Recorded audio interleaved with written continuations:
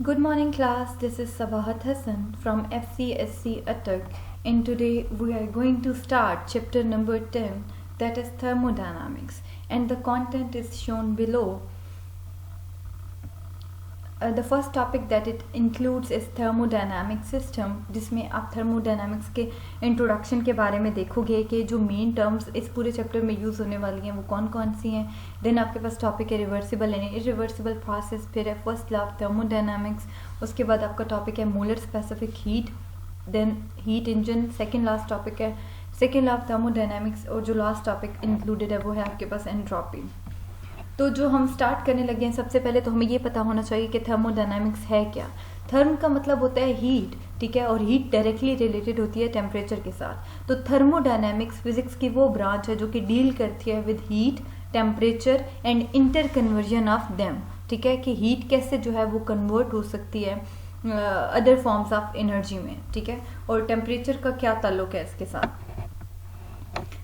यहाँ पे देखिए हम एक छोटी सी एग्जांपल लेने लगे हैं. सपोज कि ये जो पूरा आपको दिखाया गया ये जो सिस्टम है ये आपका एक घर है. ठीक है, घर का वो कमरा जिसके अंदर आप बैठे हुए हो, आपने उसका दरवाज़ा बंद किया हुआ है. ठीक है, तो उसका जो है अब मतलब वो उसी घर के अंदर है बट वो उस घर से थोड़ा सेपरेट हो गया. ठीक है, तो वो आपका क्या कहलाएगा, सिस्टम कहलाएगा. तो सिस्टम वो हिस्सा होता है जी जहाँ पे आपका कुल फोकस होता है, क्योंकि आप उसके अंदर बैठे हो ना. ठीक है, तो आपका जो फोकस है वो उसी सिस्टम में है. ठीक है, तो वो जो रूम है वो सिस्टम है और जो बाकी सारा घर है वो आपकी क्या कहलाती हैं, सराउंडिंग्स कहलाती हैं. ठीक है, और अब हम देखेंगे कि कैसे हीट और वर्क जो है वो इधर इंटरचेंज होते हैं.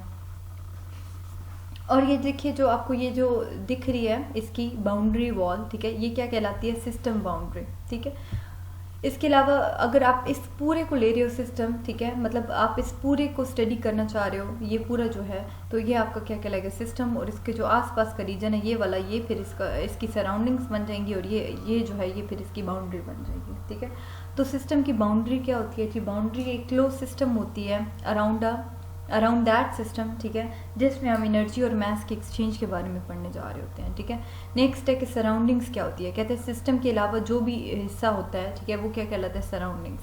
और सिस्टम क्या होता है, वो रीजन, ठीक है, जिस पे हमारा सारा फोकस होता है. तो यहाँ पे देखिए सिस्टम को एक प्रॉपर डेफिनेशन के फॉर्म में लिखा गया है कि a thermodynamic system is a specific portion of matter with a definite boundary. ठीक है, अब इसकी बाउंड्री जो है वो कहते हैं ये रियल भी हो सकती है, ये इमेजिनरी भी हो सकती है, ये फिक्स भी हो सकती है और ये मूवेबल भी हो सकती है. हमारे पास 3 तरह के सिस्टम्स एग्जिस्ट करते हैं. आइसोलेटेड सिस्टम जो है इसकी पहली टाइप है. आइसोलेट का मतलब होता है अलग थलग. तो एक ऐसा सिस्टम जिसका कोई एक्सचेंज नहीं होगा आसपास से, वो आपका क्या कहलाएगा, आइसोलेटेड सिस्टम. तो डेफिनेशन देखिएगा, an isolated system can not exchange both energy and mass with its surrounding. और कहते हैं इसकी जो बेस्ट एग्जांपल है वो आपकी यूनिवर्स है. नंबर 2 पे है आपके पास क्लोज सिस्टम. ठीक है, एक ऐसा सिस्टम जिसकी सारी बाउंड्री बंद होगी, मतलब कोई भी जगह से कहीं से भी वो ओपन नहीं होगा, यानी कि कोई भी मैस उसके अंदर ना तो आ सकता है और ना ही अंदर से बाहर जा सकता है. तो देखिए इसकी definition, across the boundary of the close system the transfer of heat can take place but the transfer of mass does not take place. ठीक है, और इसकी जो बेस्ट एग्जांपल है वो है रेफ्रिजरेटर. ठीक है, तो इसका पहला पॉइंट है कि एनर्जी एक्सचेंज हो सकती है बट मैस एक्सचेंज नहीं हो सकता. आइसोलेटेड के भी 2 पॉइंट्स हैं, एनर्जी एक्सचेंज नहीं हो सकती और मैस भी एक्सचेंज नहीं हो सकता. नेक्स्ट आपके पास है ओपन सिस्टम. कहते हैं ओपन सिस्टम में दोनों चीज़ें जो हैं वो ट्रांसफ़र हो सकती हैं, यानी कि इसका जो पहला पॉइंट बनेगा कि एनर्जी भी एक्सचेंज हो सकती है और नंबर 2 बनेगा कि मैस भी इसमें एक्सचेंज हो सकता है. और इसकी जो एग्जांपल है वो है स्टीम टर्बाइन. नेक्स्ट आपके पास सराउंडिंग की डेफिनेशन है. तो देखिए कहते हैं एवरीथिंग आउटसाइड द सिस्टम, मतलब हर वो चीज़ जो सिस्टम के आसपास है जो इसको इन्फ्लुएंस करती है. ठीक है, मतलब और उसके बिहेवियर को प्रिडिक्ट करने में हमारी मदद करती है कि ये सिस्टम कैसे इंटरेक्ट करता है अपने बाहर के एरिया से. ये आपके पास क्या कहलाती है, सराउंडिंग्स कहलाती है. नेक्स्ट है आपके पास थर्मोडायनामिक प्रोसेस. तो एक ऐसा प्रोसेस, ठीक है, जिसमें कोई भी टेम्परेचर या हीट का चेंज इन्वॉल्व हो, वो आपका क्या कहलाएगा, थर्मोडायनामिक प्रोसेस कहलाएगा. या आप इसकी सिंपल डेफिनेशन लिख सकते हैं, change in a thermodynamic system, कि थर्मोडायनामिक सिस्टम में जो भी चेंज आ रहा होता है वो आपके पास क्या कहलाता है, थर्मोडायनामिक प्रोसेस कहलाता है. नेक्स्ट आपके पास है थर्मोडायनामिक प्रॉपर्टीज. ठीक है, कहते हैं thermodynamic properties are defined as characteristic features of a system capable of specifying the system state. कहते हैं वो बेसिक फीचर्स, ठीक है, हर चीज़ के कुछ ना कुछ बेसिक फीचर्स होते हैं, ठीक है, जो कि उसको डिफाइन करने में हेल्प करते हैं, वो उसकी क्या कहलाती हैं, कैरेक्टरिस्टिक्स या प्रॉपर्टीज़ कहलाती हैं। कहते हैं थर्मोडायनामिक प्रॉपर्टीज़ दो तरह की होती हैं, एक होती है एक्सटेंसिव, एक होती है इंटेंसिव, ठीक है। तो intensive properties are the properties that do not depend upon the quantity of matter, ठीक है। आप एक सिस्टम को कंसिडर कर रहे हो, ठीक है, उसके अंदर जो मैटर है, ठीक है, उसकी क्वांटिटी अगर प्रॉपर्टीज उस पर डिपेंड ना करें तो वो कहलाती है इंटेंसिव, और अगर वो उस पर डिपेंड करें तो वो उसकी क्या कहलाती हैं, एक्सटेंसिव प्रॉपर्टीज। इंटेंसिव में आपके पास आ जाता है प्रेशर, टेम्परेचर, ठीक है। प्रेशर और टेम्परेचर का क्वांटिटी ऑफ मैटर के साथ कोई लेना देना नहीं है, ठीक है। जबकि आप देख सकते हो वॉल्यूम जितने ज़्यादा आपके पास क्वांटिटी ऑफ मैटर होगी वो उतना ही ज़्यादा वॉल्यूम पोजेस करेगी, ठीक है। तो वॉल्यूम के साथ इसका डायरेक्ट रिलेशन बन रहा है। Energy and enthalpy are the extensive properties, और ये इनके एग्जाम्पल्स आ गए, ठीक है। तो प्रॉपर्टीज हमारे पास दो तरह की होती हैं, इंटेंसिव एंड एक्सटेंसिव। इंटेंसिव वो जो डिपेंड नहीं करती क्वांटिटी ऑफ मैटर पे, और एक्सटेंसिव वो जो डिपेंड करती हैं। नेक्स्ट है आपके पास टॉपिक जी रिवर्सिबल एंड इरिवर्सिबल प्रोसेस। तो देखिए रिवर्सिबल इसके नाम से क्लियर है कि वो प्रोसेस जिसको रिवर्स किया जा सके, इरिवर्सिबल वो होगा जिसको रिवर्स ना किया जा सके। अब आप थर्मोडायनेमिक्स के बारे में पढ़े हो, ठीक है, तो हम इस लिहाज से इसको स्टडी करेंगे। कहते हैं we see so many things happening around us every day, such as boiling of water, rusting of iron, melting of ice, burning of paper, ठीक है। तो इनमें कुछ ऐसे प्रोसेस हैं जिनको मतलब वो जैसे कि आइस है, ये मेल्ट हो जाएगी, ठीक है, ये इनिशियल से फाइनल स्टेट में चेंज हो गई आइस से वाटर। तो अगर आप उस वाटर को दोबारा से फ्रीज करो तो वो दोबारा से आइस बन सकता है ना, तो ये आपका क्या कहलाता है, रिवर्सिबल प्रोसेस, ठीक है। नेक्स्ट आपके पास है बर्निंग ऑफ पेपर। तो देखिए आप एक पेपर को बर्न करते हो, ठीक है, वो पेपर से जो है वो बन गया है, उसकी एशेस, उसकी राख बन गया है, ठीक है, बट क्या आप उसकी राख से दोबारा से पेपर बना सकते हो? नो, इट मीन्स कि ये कौन सा प्रोसेस है, इरिवर्सिबल प्रोसेस है, ठीक है। कहते हैं ये जो सारे प्रोसेस हैं, ठीक है, ये इनिशियल स्टेट से फाइनल स्टेट में जाते हैं, ठीक है, by absorbing some amount of heat, ठीक है। या तो वो हीट ले रहे होते हैं या फिर हीट रिलीज कर रहे होते हैं सिस्टम में।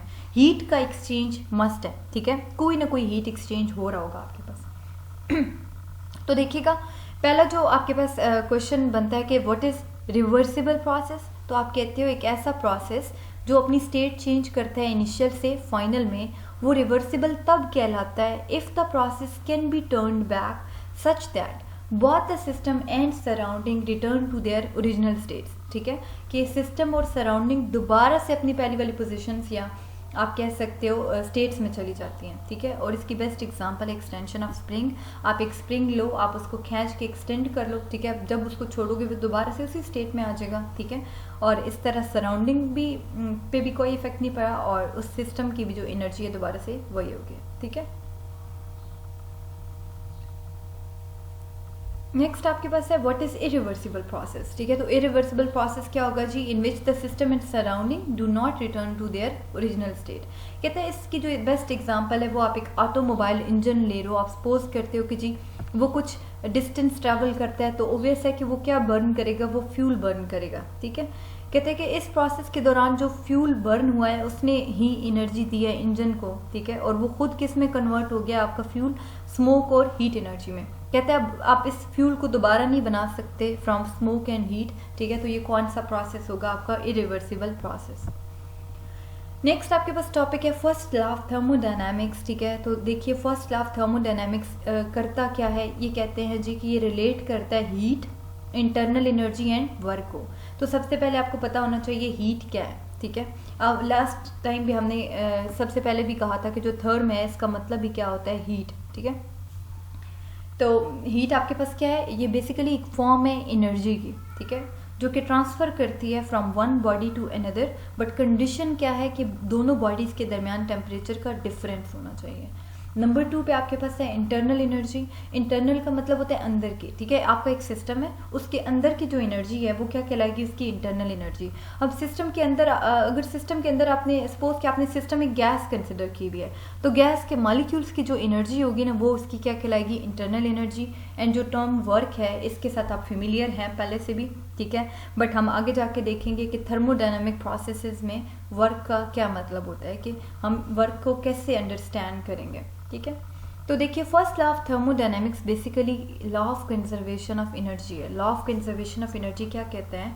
Energy can neither be created ना be destroyed but it can be converted from one form to another. तो यानी कि first law of thermodynamics basically है ही क्या? Law of conservation of energy. ये कहता है एनर्जी को ना तो हम खुद से बना सकते हैं ना ही उसको डिस्ट्रॉय कर सकते हैं, हम सिर्फ उसकी फॉर्म्स चेंज कराएंगे, ठीक है। और ये हम आगे देखेंगे कि थर्मोडायनेमिक सिस्टम में ये चीज़ कैसे हम अप्लाई करेंगे। ये देखिए जी, ये आपके दो सिस्टम्स हैं, ठीक है। ये स्टेट 1 है इसकी यानी कि इनिशियल स्टेट, और ये आपके पास स्टेट 2 है यानी कि फाइनल स्टेट। अब आप देख सकते हो कि ये सिस्टम जो है ये एक जार है जिसके अंदर एक गैस इनक्लोज्ड है। ये गैस के मॉलिक्यूल्स आपको दिखाए गए हैं। इसके ऊपर एक मूवेबल इसका लिड है या ढक्कन, आप जो भी कह लो, ठीक है। वो जो है वो मूव कर सकता है, इसको आप पिस्टन बोलते हो, ठीक है। या इसके पास ये प्रॉपर्टी है कि ये मूव कर सकते हैं। अगर आप किसी तरह से गैस इसके ऊपर वर्क डन करो, ठीक है, आप इसके ऊपर फोर्स लगो और इसको कंप्रेस करते जाओ, ये देखो आप दबा रहे हो तो ये नीचे की तरफ मूव करता आएगा, आपकी गैस क्या हो जाएगी? कंप्रेस हो जाएगी। तो ये देख सकते हैं फाइनल स्टेट कुछ इस तरह की होगी, ठीक है। इसी तरह अगर आप सिस्टम का टेम्परेचर बढ़ा दो तो ये वाले मॉलिक्यूल्स एनर्जी गेन करेंगे और फोर्स एक्सर्ट करेंगे इस पिस्टन पे, ठीक है। तो इसका एरिया कितना है? A। तो फोर्स पर यूनिट एरिया क्या कहलाता है? प्रेशर, ठीक है। ये इसके ऊपर प्रेशर लगाएंगे जिसकी वजह से ये ऊपर की तरफ मूव करना शुरू हो जाएगा, ठीक है। और आपकी गैस क्या करेगी? एक्सपैंड करेगी, ठीक है। तो पहले हमने क्या देखा था? कंप्रेशन के बारे में, अब हम किसके बारे में देख रहे हैं? एक्सपांशन के बारे में, ठीक है। तो दोनों कहता है कि प्रोसेसेस में कोई ना कोई वर्क डन भी हो रहा है और कोई ना कोई हीट एक्सचेंज भी हो रही है, ठीक है। अब हम फर्स्ट लॉ ऑफ थर्मोडायनेमिक्स को मैथमेटिकल फॉर्म में देखने लगे हैं। कहता है, पिछली डायग्राम से देख लेते हैं एक बार फिर, कि जब भी कोई हीट क्यू ट्रांसफर होती है, ठीक है, आप बेसिकली क्या प्रोवाइड कर रहे होते हो? हीट प्रोवाइड कर रहे होते हो। तो कहता है हीट दो हिस्सों में डिवाइड हो जाती है। एक तो वो हिस्सा जो कि वर्क डन होता है सिस्टम पे, ठीक है, एक वो हिस्सा जो कि वर्क डन में चेंज हो जाता है, और कहते हैं जो बाकी वो हीट बच जाएगी वो इस सिस्टम की इंटरनल एनर्जी के तौर पर स्टोर हो जाएगी। यानी कि बाकी एनर्जी कौन ले लेते हैं? आपके मॉलिक्यूल्स। तो हम कैसे लिख सकते हैं कि जो आपके पास Q है, Q इक्वल होता है work done plus internal energy of the molecules. तो देखिए, according to this law some heat given to the system is used to change the internal energy while the rest is used in doing the work by the system.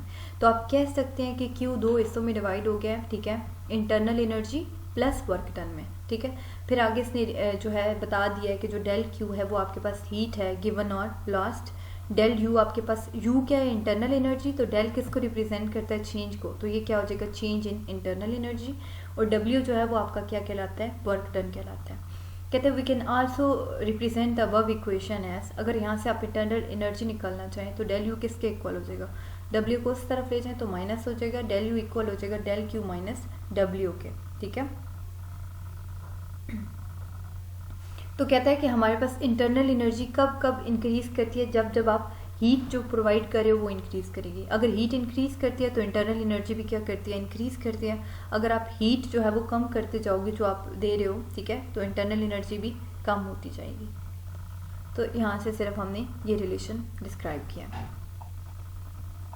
Next हम sign conventions देखने लगे हैं जी, इन्हीं तीन चीज़ों का, कि internal energy, heat और वर्क, ये कब पॉजिटिव होंगे, कब नेगेटिव और कब जीरो होंगे। तो ये देखिएगा, हमने कहा डेल यू जो है वो पॉजिटिव होता है कब? अगर टेम्परेचर इंक्रीज करे। आपने ही तो कहा था कि इंटरनल एनर्जी बढ़ती है टेम्परेचर के बढ़ाने से, ठीक है।